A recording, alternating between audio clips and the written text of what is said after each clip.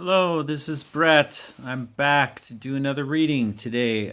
War with the Witnesses from the Seventh Vial, book from JA Wylie from the year 1848. And I know that is a long, long time ago. We're talking 172 years in Protestant Great Britain. Now, a lot has happened since 1848 in Protestant Great Britain. I'll assure you that. So, yeah, War with the Witnesses. Let us continue in the reading today. And by the way, today, just for the record, is May 9th, 2020. Okay.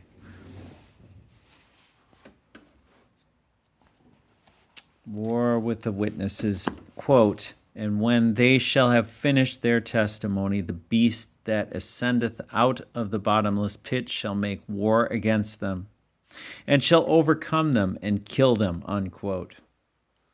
This introduces us to the solemn subject of the death of the witnesses. Whether are we to place the slaying of the witnesses among the fulfilled or the unfulfilled predictions of the apocalypse? There are able expositors who regard this as not a past event, but one still to come.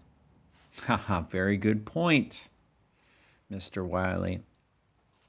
Of late, not a few in our country whose attention has been turned to the apocalyptic predictions have avowed it as their belief that the days of slaughter and extermination prefigured in the symbol before us are yet awaiting the church. If such are correct in their interpretations, all organized societies professing the truth, all visible churches throughout the earth, must yet be extinguished. Europe must be covered with the bodies of slain Protestants. Rome has not yet reached the summit of her power, nor committed the greatest of her crimes. She must yet lift her head higher towards heaven and smite the prostrate earth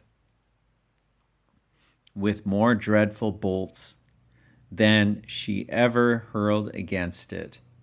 She must yet efface the memory of all her past wickedness by deeds of more awful cruelty, by slaughters and massacres more inhuman and exterminating than any with which her past annals are stained. All this must yet come to pass if the event we are considering falls to be classed among the unfulfilled prophecies of this book. If such be the times we are approaching, it behooves the church to have warning on good authority that she may prepare herself. But if already the witnesses have been slain, the fear of such a prospect is fitted to inspire, being unfounded, cannot be salutary, and ought to be dismissed.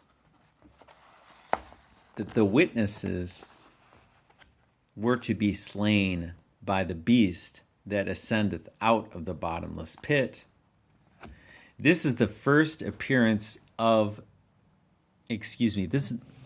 this is the first appearance in the apocalypse of this great enemy of God and ruthless murderer of his saints. We simply assume that this beast is the 10 confederate kingdoms of Europe, the same that grew out of the old Roman Empire. The papacy prompting their policy and guiding their arms, This beast was afterwards seen by John with 7 heads and 10 horns, rising out of the abyss or sea. It was on this 10-horned beast that the harlot rode, and we find the interpretation of the symbol in the historical fact that the wealth and power of the 10 kingdoms were lent to aggrandize the papacy, and that their swords were ever at her service when she needed them to slay the saints. Okay? Let me read that sentence again here. It was not on this 10-horned beast that the harlot rode.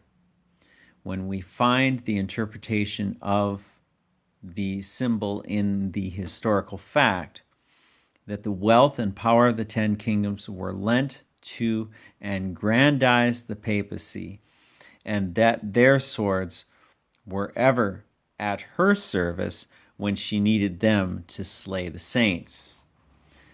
The time when the witnesses should be slain is marked by these words, quote, when they shall have finished their testimony, unquote. And we see the Greek here.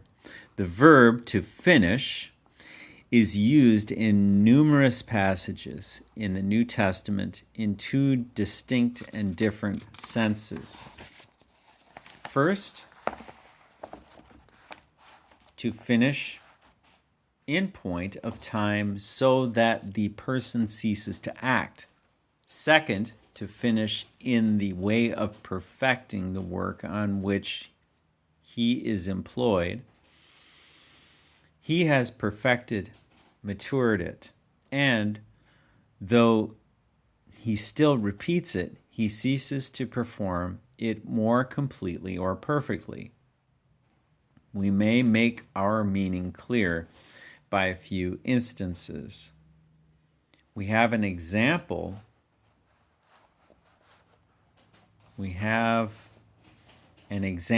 Of the first sense in Paul's words to Timothy, quote, I have finished my course, unquote, 2 Timothy chapter 4, verse 7. Here, the word clearly refers to time. We have an example of the second sense in James chapter 1, verse 15, quote, when lust hath conceived, it bringeth forth sin, and sin, when it is finished, bringeth forth death, unquote. The meaning here, sin, when it is finished, quote unquote, is plainly not that so soon as the sinner is ended his course of sinning, but so soon as sin is perfected, completed, ripened, it bringeth forth death. These are examples of 2 different sets of passages in which this word occurs. In the one set, the verb, quote unquote, to finish, has reference to the expiration of a certain period. In the other, it denotes the perfecting or completing of a certain act. Mr. Eliot had selected an instance of the use of the word in the latter sense from what is said of the Jewish priests in Hebrews chapter 9, verse 6, and which is much in point, quote, they enter the tabernacle continually, fulfilling their services or priestly functions, the which day by day included several acts, receiving incense, carrying it with altar fire into the holy place and burning it, kindling or snuffing the lamps, etc. after the whole of which was accomplished on any one defined occasion, then it might be said that the priest had fulfilled his service. Yet not so as to have finally ceased, or to have resigned thereon his priestly office. Just in the same way, unquote, continues Mr. Eliot, supposing a repetition more or less frequent of their testimony required of the two witnesses of the apocalypse, so soon as they might once have gone through the several component parts or acts of that testimony, so soon it might be said of them that they had fulfilled or completed their testimony, yet not so as to imply that their whole period of testifying was at an end, or that they thereupon ceased to be any longer Christ's witnesses, unquote. Seeing the word is used in these two senses, that of finishing a course of acting and that completing an act by performing all its parts, the question remains, in which of these senses is it here used?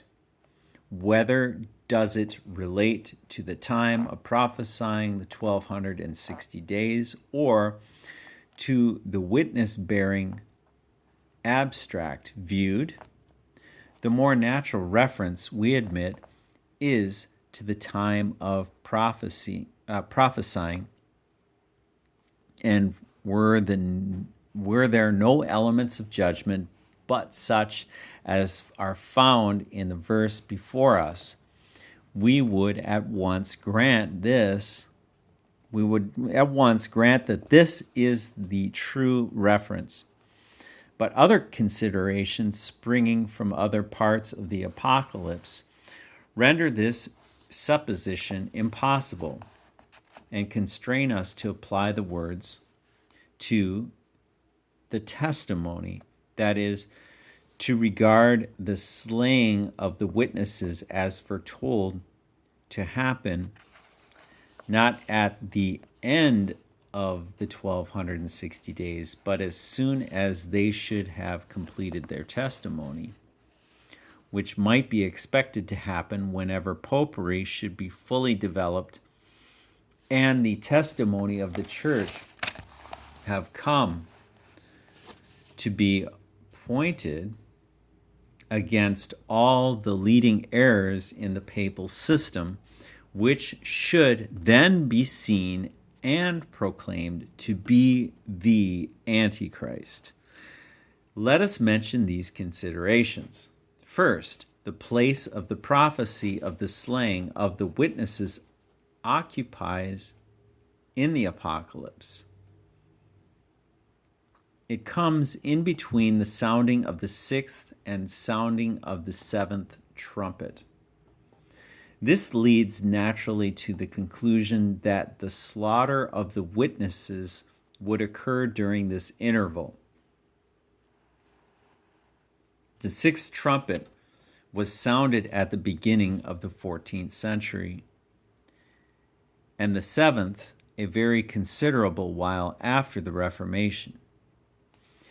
And it is an historical fact that during this interval, almost all the slaughters that have been committed on the adherents of the truth occurred, and that the church was brought lower than it had ever been, or that it has ever been before or since.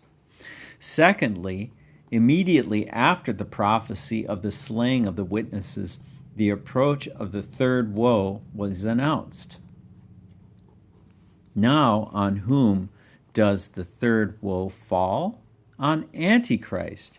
It consists of the 7 plagues by which he is to be brought to his grave. It is natural to conclude that the slaughter of the witnesses should take place when Antichrist was at his height, which he attained before the infliction of the second woe, and not when he was reeling and staggering under the weight of his last plagues. It is natural to suppose that affairs would be at their lowest in the church when they were at their highest in the kingdom of Antichrist. That the midnight of the one would correspond with the noonday of the other, and that the greatest effort of the beast would be made when his affairs were flourishing, and not when his power was broken, and his kingdom had begun to pass from him. Third, while it is stated at this part of the apocalypse that the issue of the war between the beast and the followers of the Lamb should be that the beast should overcome them and kill them, it is stated at a subsequent part of the apocalypse that the issue of this same war should be that the Lamb should overcome the armies of the beast. The only way of reconciling these apparently conflicting statements is by the natural supposition that the war was to have these different issues at different times, that the beast should for a time prevail and seem to be carrying all before him, but the advantage should turn out to be only temporary, and the war going on, final victory should remain with the Lamb. These two issues could not be contemporaneous, and there could be no doubt as to which of the two should be the final one. It is plain, therefore, that the slaughter of the witnesses could not be deferred till the conclusion of the war, but must have taken place at a former period, sufficiently early to allow of the first battle being lost, of the second being gained. We presume it will not be maintained that the termination of the prophesying of the witnesses in sackcloth is earlier than the termination of the war. For what is meant by their warring with the beast, but just their testifying in adverse circumstances against the abominations of popery? Fourth, in the same hour in which the witnesses revived, there was a great earthquake, and 1/10 part of the city fell. Britain, one of the 10 kingdoms. This renders the conclusion inevitable that the resurrection of the witnesses is considerably prior to the end of the papacy. For observe what happens when the seventh vial is poured out. The great city is divided into 3 parts, and the cities of the nations fall, which is a much more striking result than the overthrow of merely the 10th part of the city.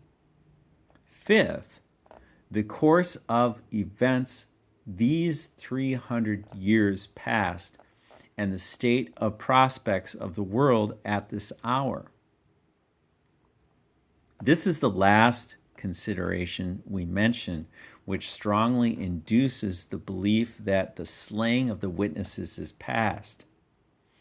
From about 600 onward till the Reformation, the course of events ran steadily in favor of the papacy. All the great social revolutions and political changes of the world helped it onward.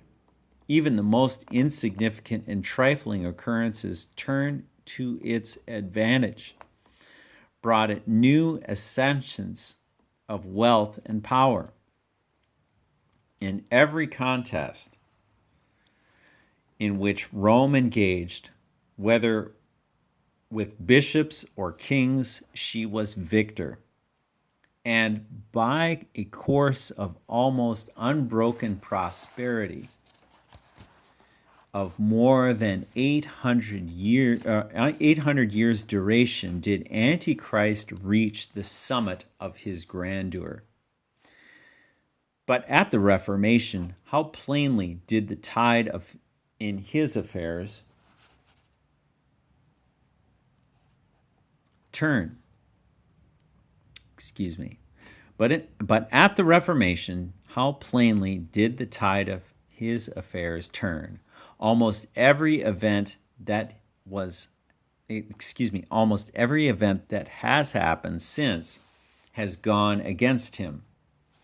We can trace the same uniformity in the operation of events now as before, so far as they regard Antichrist.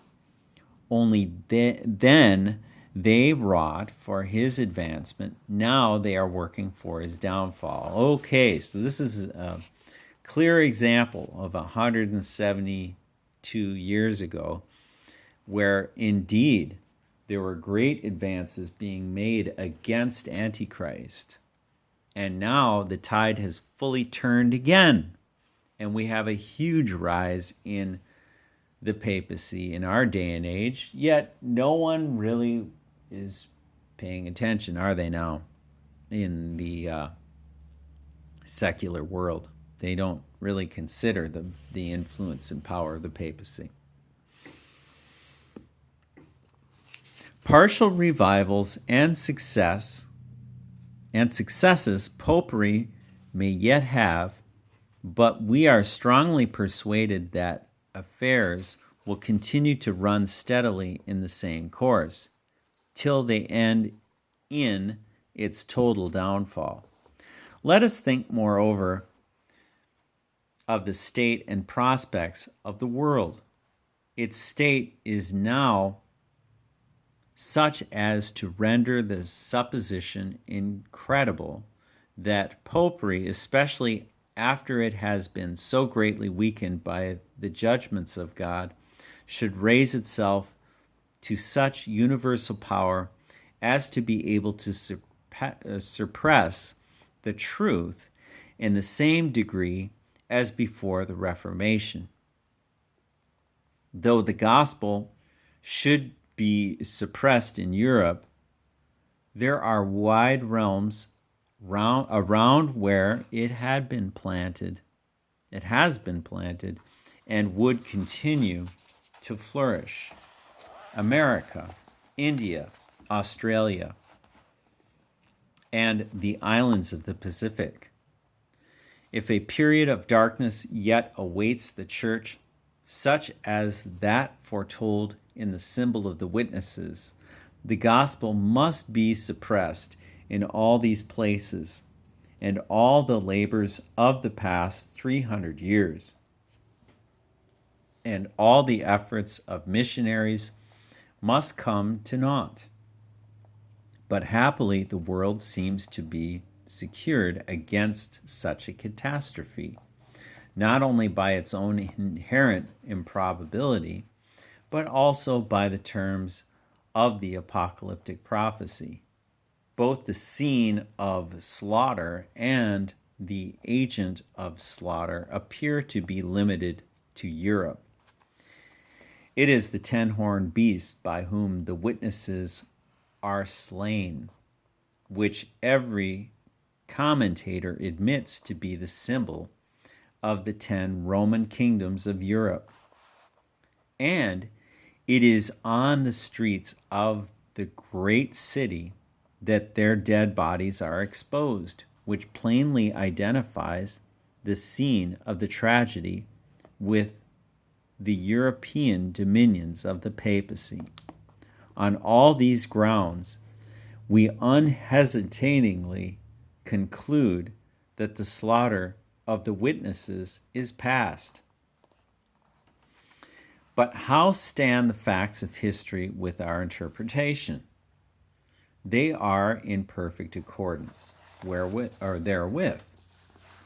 The Waldenses, the Vaudois, and other bodies of Christians had borne an open testimony from the beginning against the various corruptions of Rome, her errors in doctrine, her idolatries in worship, and her immoralities of life. But at last, in the end of the 12th century, the same century in which, according to Gibbon, the meridian of papal greatness was attained, they proclaimed her to be the Antichrist of Scripture, the harlot of the Apocalypse. Thus, and then did the witnesses fulfill their testimony. It was foretold that this should be the signal for the beast to make war with them, and so it was. Rome as a body now moved against them, which she had not done before. The war was commenced in the edicts of councils, which stigmatized the pure doctrines drawn from the Bible as heresy and branded those who held them as heretics. The next step was to pronounce the most dreadful anathemas on those whom Rome termed heretics, which were executed in the same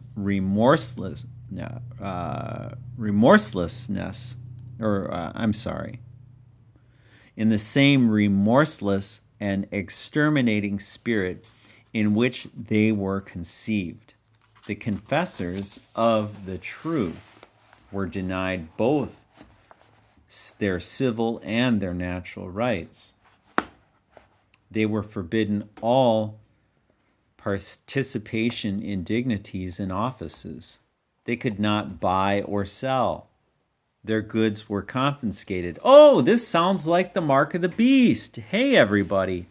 Could it be that this is just a cycle, a vast historical cycle?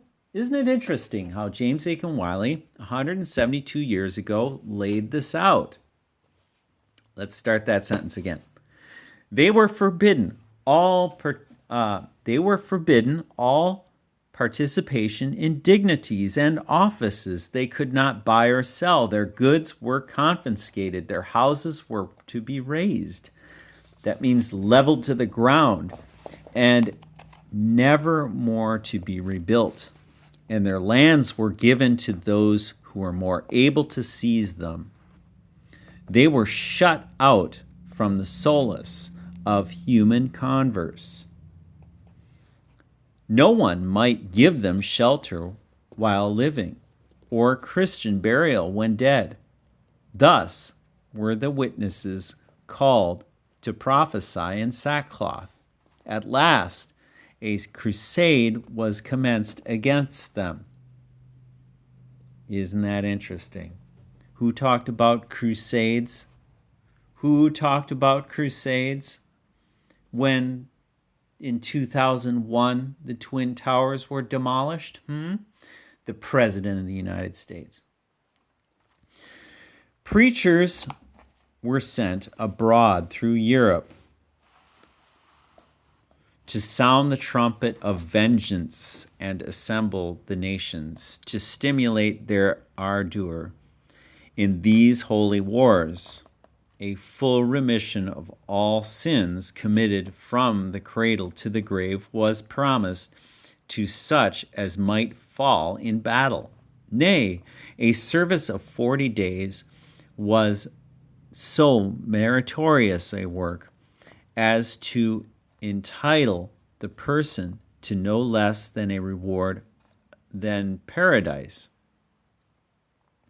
The Pope wrote to all Christian princes, exhorting them to earn their pardon and win heaven, rather by bearing the cross against these heretics than by marching against the Saracens.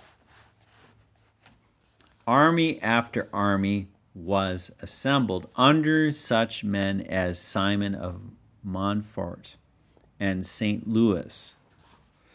We do not intend to darken our page with a recital of the horrors of this war. We search in vain for anything equal to them, even in the worst atrocities of savage tribes. We engage